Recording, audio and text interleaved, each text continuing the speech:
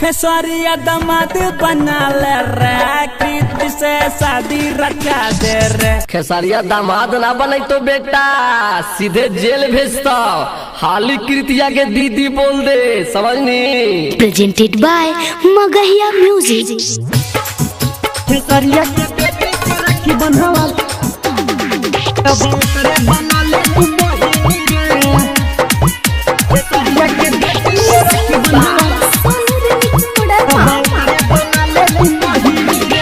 गके सपनवा वाला तू गनवा ठीक नहीं कैनी रे। गके दमदवा वाला तू गनवा ठीक नहीं कैनी रे। खेसरिया के बेटी से राखी बनवा ले, अब ओकरे बना ले तू बहिनी रे। खेसरिया के बेटी से राखी बनवा ले, अब ओकरे बना ले तू बहिनी रे।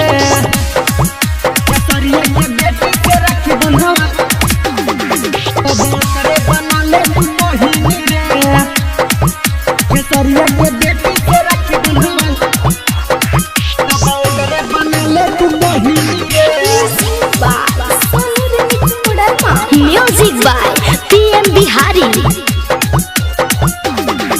धरा जइमी जहिया गियर में छोड़ा मुहना कसबे थुरवैनी रे। धरा जइमी जहिया गियर में छोड़ा मुहना कसबे थुरवैनी रे। खेसरिया के बेटी से राखी बनवा ले, अब ओकरे बना ले तू बहिनी रे। खेसरिया के बेटी से राखी बनवा ले, अब ओकरे बना ले तू बहिनी रे। गंदा गंदा गाना लगा के यूट्यूब पर व्यूअर बढ़ाइनी रे। खेसरिया के बेटी से राखी बनवा ले, अब ओकरे बना ले तू बहिनी रे।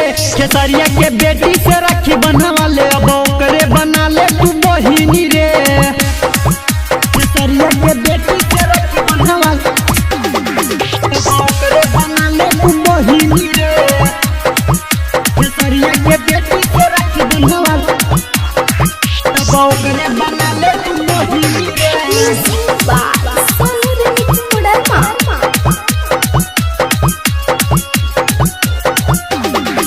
विजय बजरंगी पीएम बिहारी के दिलवा बहुते दुखैनी रे।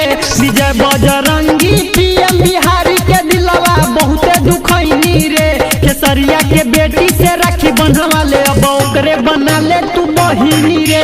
खेसरिया के बेटी से राखी बनवा ले, अब ओकरे बना ले तू बहिनी रे। गके दमदवा वाला तू गनवा ठीक नहीं कैनी रे।